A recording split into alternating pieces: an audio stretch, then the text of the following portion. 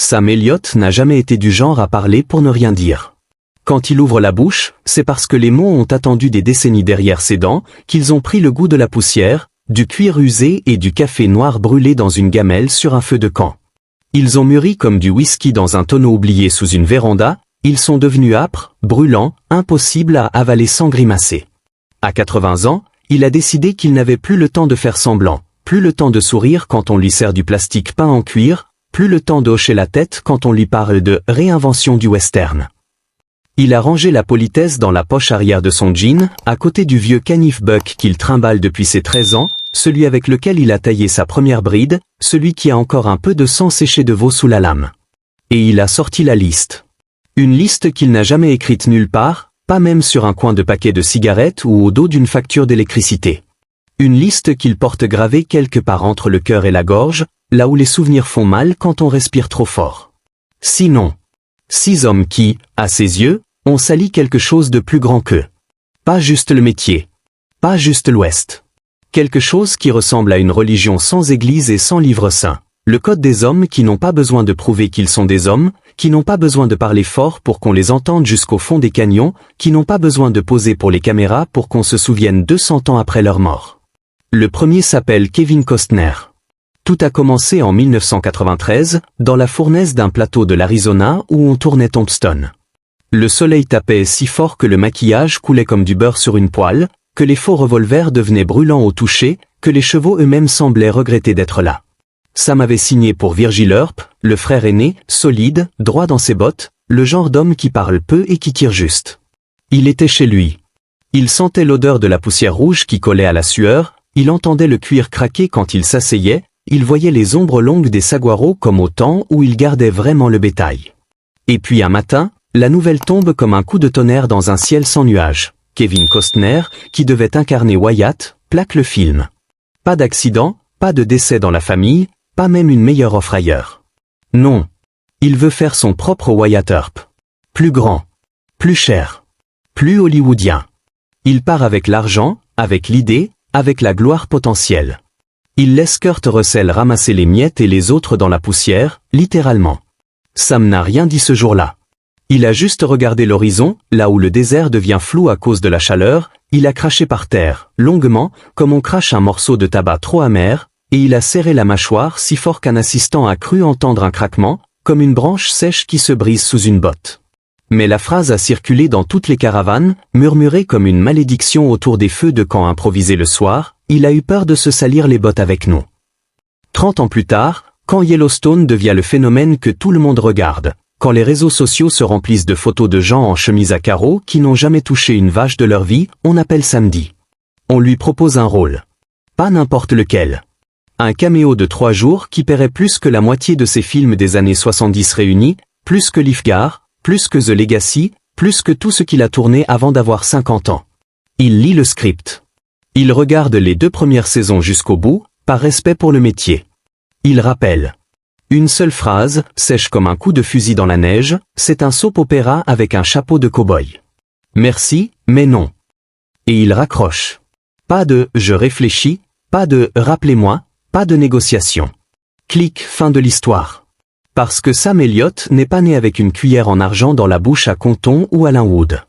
Il est né en 1944 à Sacramento, d'un père qui cassait des arbres à la tronçonneuse dans les forêts de l'Oregon et qui est mort d'une crise cardiaque sur le ranch familial à 52 ans. Sam avait 9 ans. Il se souvient encore du bruit des bottes de sa mère sur le plancher quand elle est venue le chercher dans l'étable. Il se souvient du silence quand on a ramené le corps sur une civière, couvert d'une bâche kaki. Il se souvient qu'il n'a pas pleuré. Pas devant elle. Il a appris ce jour-là qu'un homme ne pleure pas, il travaille. Il travaille jusqu'à ce que ses mains saignent, jusqu'à ce que ses os crient, jusqu'à ce que la douleur physique efface la douleur qui n'a pas de nom. Il a grandi dans l'Oregon et le Montana, a marqué le bétail au fer rouge avant le lever du soleil, a réparé des clôtures sous la neige quand le vent vous coupe le visage comme une lame de rasoir, à dormir dans des granges qui sentaient le crottin, la sueur froide et la mort des agneaux nés trop tôt. Il sait ce que pèse un veau mort-né dans les bras d'un gamin de 14 ans. Il sait ce que sent la poussière quand le vent se lève à 4h30 du matin et que tu es déjà en selle depuis 1 heure, que tes doigts sont tellement gelés que tu ne sens plus les rênes. Il sait ce que c'est de regarder un cheval crever d'épuisement et de devoir l'achever d'une balle entre les yeux parce que c'est la loi de la prairie. On ne laisse pas souffrir. Kevin Costner, lui, a grandi entre piscines chlorées et matchs de baseball en banlieue de Los Angeles. Il a fait des études de marketing. Il a découvert le cinéma à 25 ans en jouant les morts dans un film à petit budget. Il a appris à monter à cheval pour Dance with Wolves, avec des moniteurs, sur un plateau fermé, avec des pauses toutes les heures pour l'eau pétillante et les serviettes fraîches. Pour Sam, il n'y a pas photo. Un jour, un journaliste lui demande ce qu'il pense vraiment de Yellowstone, pas la version polie, la vraie version. Sam prend son temps. Il regarde par la fenêtre de sa maison de l'Oregon comme s'il voyait défiler tous les ranchs de son enfance, tous les hommes qu'il a connus et qui sont morts sans jamais se plaindre. Puis il dit, lentement, chaque mot pesé comme une cartouche qu'on glisse dans un barillet, j'ai vu de belles images. De beaux éclairages. De beaux costumes bien repassés. J'ai vu des acteurs qui sentent bon le shampoing. Mais je n'ai pas senti la sueur d'un homme qui a passé 15 heures en selle. Je n'ai pas entendu le silence entre deux coups de vent quand le monde entier retient son souffle avant une tempête. Je n'ai pas vu un seul homme qui aurait pu survivre une semaine dans le vrai Montana, là où l'hiver te tue si tu fais une seule erreur. Et quand le journaliste insiste, quand il demande carrément « Et Costner ?» Sam sourit à peine, un sourire qui n'atteint pas les yeux, il joue très bien le cow-boy, pour ceux qui n'en ont jamais vu un vrai. Pour ceux qui croient que l'Ouest commence à la sortie de Los Angeles et finit là où il n'y a plus de couverture 5G. Et dans ce sourire, il y a 30 ans de rancœur, 30 ans de poussière avalée en silence, 30 ans à regarder Hollywood transformer son monde en décor de parc d'attractions. Parce que pour Sam Elliott, Kevin Costner n'est pas juste un acteur qui a fait un choix en 1993. Il est le symbole. Le premier domino. Le premier qui a dit « Je peux faire mieux, plus grand, plus beau, plus propre ». Et derrière lui, toute une génération a suivi. Toute une industrie a suivi. Et l'Ouest véritable, celui qui sent la mort et la sueur, celui qui ne pardonne pas, a commencé à disparaître derrière des filtres Instagram et des dialogues écrits par des comités. Et ça, Sam Elliott ne le pardonnera jamais. Pas à Costner. Pas à ceux qui sont venus après. Jamais. Le deuxième nom fait plus mal, parce qu'il a touché au cœur même de ce que Sam considère comme sacré. Pas juste le western en tant que genre, non. Pour lui, le western a toujours été une messe païenne, une liturgie silencieuse célébrée entre la terre craquelée et le ciel trop grand. Chaque plan large d'un John Ford, chaque regard de Gary Cooper, chaque silence de Clint Eastwood étaient des versets d'un évangile qu'on n'a jamais eu besoin d'écrire parce qu'il était vécu dans la chair et dans le sang. 2021, Sam accepte une interview pour le podcast WTF de Marc Maron. Il est chez lui, dans l'Oregon, assis dans son vieux fauteuil en cuir craquelé, un café noir à la main, les chiens qui ronflent à ses pieds.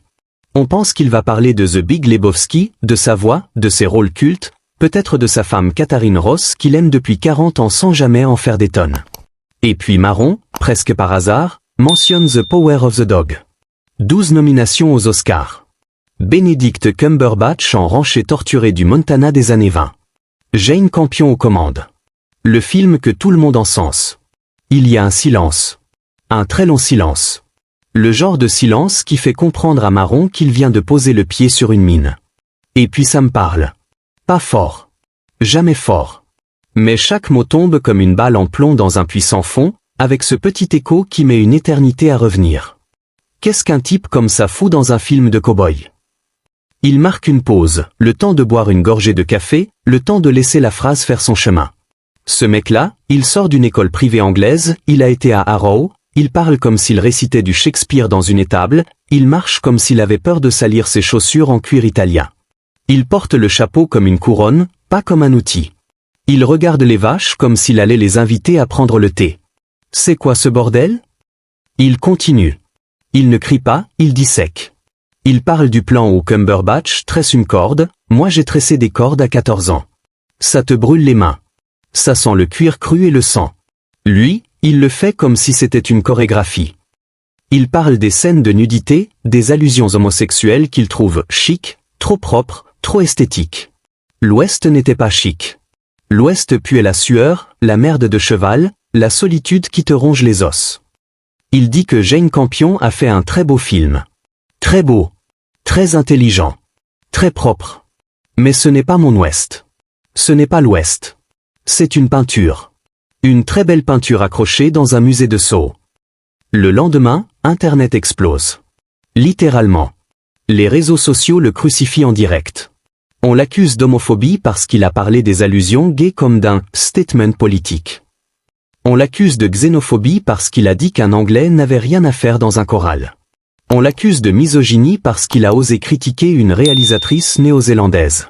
On ressort des vieux tweets, des vieilles interviews, on le traite de « dinosaure toxique », de « boomer blanc privilégié », de « relique d'une masculinité morte et enterrée ». Les articles pleuvent comme des balles de mitrailleuse. Sam Elliott, le cow-boy qui n'a pas compris que le western avait évolué. Les mêmes fusent. Les pétitions pour qu'il s'excuse. Les appels au boycott. Benedict Cumberbatch, avec cette classe britannique qu'on lui reproche justement, ne répond pas publiquement. Mais des proches diront plus tard qu'il a pleuré dans sa loge à Londres, qu'il a passé la nuit à lire les commentaires, qu'il a demandé à son agent si c'était vrai, si Sam le méprisait vraiment autant. Des rumeurs circulent, il aurait voulu appeler Sam, juste pour comprendre. Il n'a jamais osé. Sam, lui, dort comme un bébé. Il se lève à 5 heures, il donne à manger aux chevaux, il regarde le soleil se lever sur ses collines, il boit son café noir sur la véranda. Un journaliste l'appelle pour une réaction. Il répond, calme, je n'ai pas changé d'avis. Je ne changerai jamais d'avis. J'ai dit ce que j'avais à dire. Pas d'excuses. Pas de rétropédalage. Pas un mot de plus. Parce que pour lui, ce n'était pas une attaque personnelle. C'était une défense. La défense d'un monde qui disparaît, d'un code qui n'a plus de porte-voix, d'hommes qui mouraient debout plutôt que de se plaindre assis, d'hommes qui n'avaient pas besoin de parler de leur douleur pour qu'elle soit réelle. Il a vu trop de vrais cow-boys enterrés dans des cimetières oubliés du Montana, trop de tombes sans nom, trop de veuves qui n'ont jamais pleuré devant personne. Il a vu l'Ouest devenir un décor, un fond vert, un filtre Instagram. Et quand on lui a mis sous le nez une version modernisée, queer, esthétique, il a senti quelque chose se briser en lui. Pas de la colère. De la tristesse. Une tristesse ancienne, lourde comme une selle qu'on porte seul depuis 70 ans. Des semaines plus tard, un vieux rancher du Wyoming lui écrira une lettre manuscrite. « Merci, samedi. Tu as dit ce que je pense depuis toujours mais que je n'ai jamais su dire. » Sam la gardera dans la poche de sa chemise, juste au-dessus du cœur. Il ne la montrera à personne. Mais il la relira souvent. Parce que c'est pour ça qu'il a parlé. Pas pour les réseaux sociaux. Pas pour les Oscars. Pour les derniers vrais cow-boys qui regardent encore le soleil se lever sans avoir besoin de prendre une photo. Le troisième est plus récent et plus douloureux encore, parce qu'il a partagé la même caravane, le même faux choral, les mêmes levers de soleil peints en studio.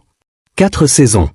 4 longues années où il a dû regarder, jour après jour, ce qu'était devenu le métier qu'il avait appris à la dure. Ashton Kutcher. 2016, Netflix lance The Ranch, une sitcom qui veut faire rire avec des vaches et des bières. Sam joue Bo Bennett, le père, ancien footballeur reconverti éleveur, bourru, cassant, magnifique.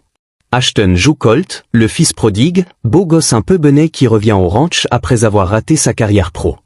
Sur le papier, c'est parfait. Le vieux lion et le jeune loup, la transmission, le choc des générations. Dans la vraie vie, c'est l'enfer discret, le genre d'enfer qui ne fait pas de bruit mais qui vous ronge les os à petit feu. Dès le premier jour, Sam sent la différence comme on sent venir la neige avant qu'elle tombe.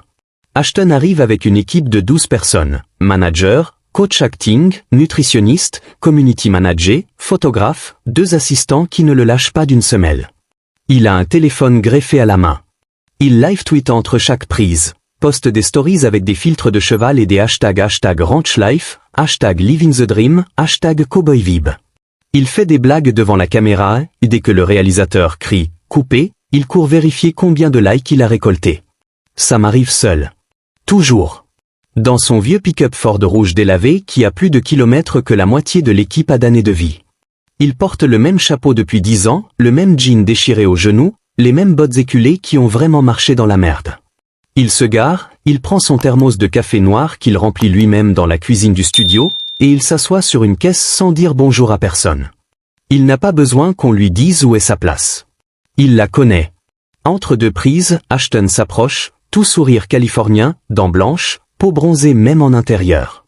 Sam, mec, t'as déjà pensé à un podcast? Ta voix, c'est de l'or en barre. Ça cartoucherait grave. On pourrait faire des millions. Sam le regarde.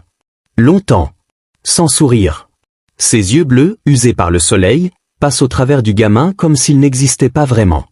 Je parle quand j'ai quelque chose à dire, fiston. Pas pour qu'on m'écoute. Silence de mort sur le plateau. Même les électriciens arrêtent de bouger leurs câbles. Ashton ouvre la bouche, la referme, rit jaune, retourne à son téléphone. Un autre jour, un cadreur surprend Sam dans un coin sombre, en train de parler tout bas à un vieux régisseur qui a bossé sur Lonesome Dove. Ce gamin joue comme s'il avait appris le métier sur YouTube. Il fait des grimaces, il lève les sourcils, il attend que le public rie. Moi, j'ai vu des hommes mourir sans faire autant de bruit. La phrase fait le tour du plateau plus vite qu'un feu de prairie. Ashton la prend en fin de journée. Le lendemain, il arrive avec 3 boîtes géantes de donuts. Il les distribue à tout le monde. Techniciens, maquilleuses, stagiaires. Tout le monde sauf Samedi. Sam, de toute façon, ne mange jamais de donuts.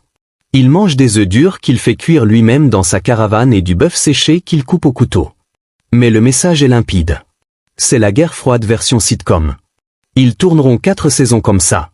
4 saisons où Ashton appellera Sam une légende à chaque interview, où il postera des photos d'eux avec des cœurs et des mentors de vie.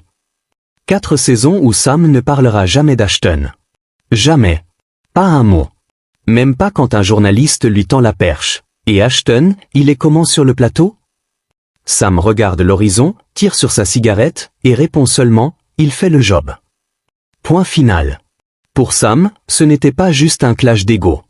C'était la preuve vivante que le métier qu'il avait appris à la sueur de son front, dans des films où on tournait vraiment dehors, où on dormait vraiment dans la poussière, où on sentait vraiment la peur avant une cascade, était en train de mourir sous les néons d'un studio Netflix. Ashton représentait tout ce qu'il combattait, le jeu devenu marque, la sincérité remplacée par l'algorithme, le silence sacrifié au like. Et ça, même partager la même caravane pendant 4 ans n'a pas suffi à lui faire avaler. Le 4e fait saigner encore plus, parce que c'était un frère. Pas un collègue. Pas un partenaire de tournage. Un frère d'armes, un homme avec qui il avait partagé bien plus que des scènes, une vision du monde, une foi dans la simplicité, une haine commune du clinquant et du faux-semblant. Jeff Bridges. The Big Lebowski, 1998. Le Dude et le Stranger. L'un vit dans le chaos absolu, peignoir taché et white russian à la main, l'autre est l'ordre ancien, la voix grave de la sage zen qui raconte l'histoire depuis l'ombre du saloon. Sur le plateau des frères Cohen, ils sont inséparables. Entre 2 prises, ils s'assoient sur des caisses, boivent des bières tièdes, parlent des heures de John Ford, de la façon dont Wayne remplissait l'écran rien qu'en restant immobile, de Gary Cooper qui disait tout avec un regard. Ils parlent de la vie, de la mort, de la vieillesse, de ce que signifie être un homme quand le monde a oublié la définition et préfère les influenceurs au vrai dur à cuire.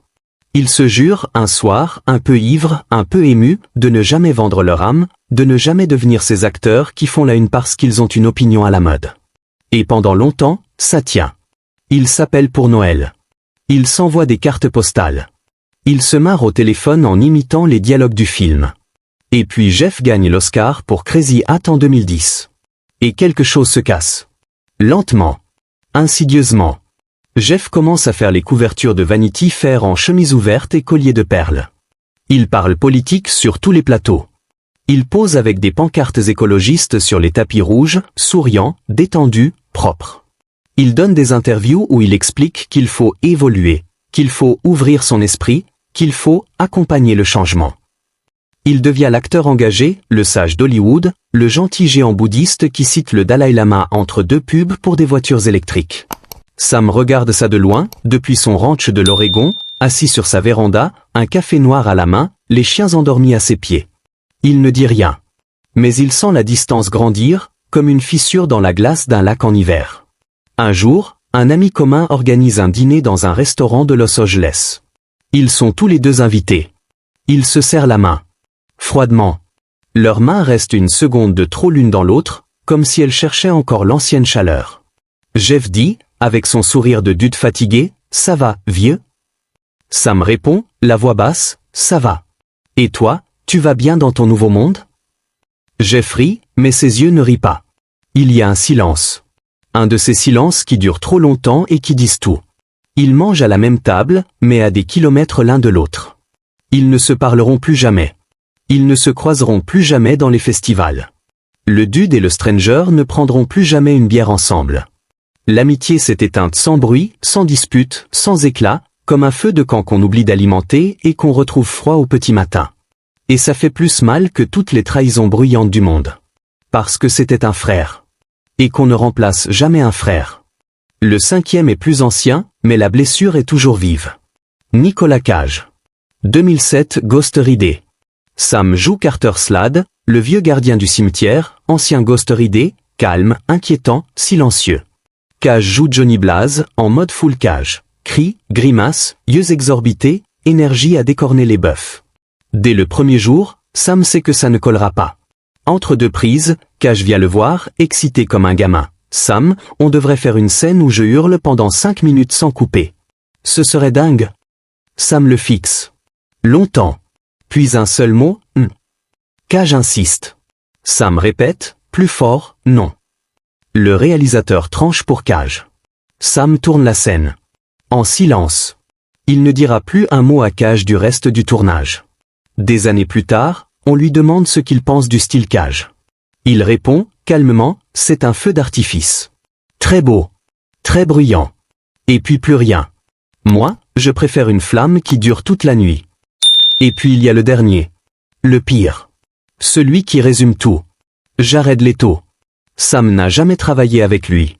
Dieu merci. Mais il a vu. Il a vu les rats morts envoyés à Margot Robbie. Il a vu les semaines passées sans se laver pour Joker. Il a vu les plateaux transformés en cirque médiatique. Il a vu les interviews où Leto explique qu'il a vécu son personnage comme si c'était une performance artistique suprême. Un jour, un journaliste lui pose la question fatale. Que pensez-vous de la méthode Jared Leto? Sam prend une longue inspiration. Il regarde au loin, comme s'il voyait tous les ranchs de son enfance défiler devant ses yeux. Puis il dit, lentement, si tu as besoin d'envoyer un rat mort à une femme pour entrer dans un rôle, c'est que tu n'es pas un acteur. Tu es un clown. Et les clowns, on les tolère. On ne les respecte pas. Il se lève. Il remet son chapeau. Il sort. Sans un mot de plus. Sinon, Kevin Costner. Benedict Cumberbatch. Ashton Kutcher. Jeff Bridges. Nicolas Cage. Jared Leto. 6 hommes qui, chacun à leur manière, ont représenté tout ce que Sam Elliott a passé sa vie à combattre. Le faux-semblant, le clinquant, le bruit pour le bruit, la trahison de l'authenticité, le sacrifice de l'âme sur l'autel de l'image. Aujourd'hui, à 80 ans, Sam ne tourne presque plus. Il vit dans l'Oregon, sur un ranch modeste, avec sa femme Katharine, ses chevaux, ses chiens, et le silence. Mais ce silence-là n'est plus le même qu'avant. Il n'est plus lourd de rancœur. Il est apaisé. Parce qu'il a dit ce qu'il avait à dire. Il a réglé ses comptes. Pas avec des cris. Pas avec des procès. Juste avec la vérité, brute, nue, sans filtre. Et quelque part, dans le vent qui traverse les plaines du Montana, on entend encore cette voix grave, rocailleuse, qui murmure. Tant qu'il y aura un homme pour monter la garde, l'Ouest ne sera jamais vraiment mort. Il sera juste un peu plus silencieux. Et parfois, c'est exactement ce qu'il faut.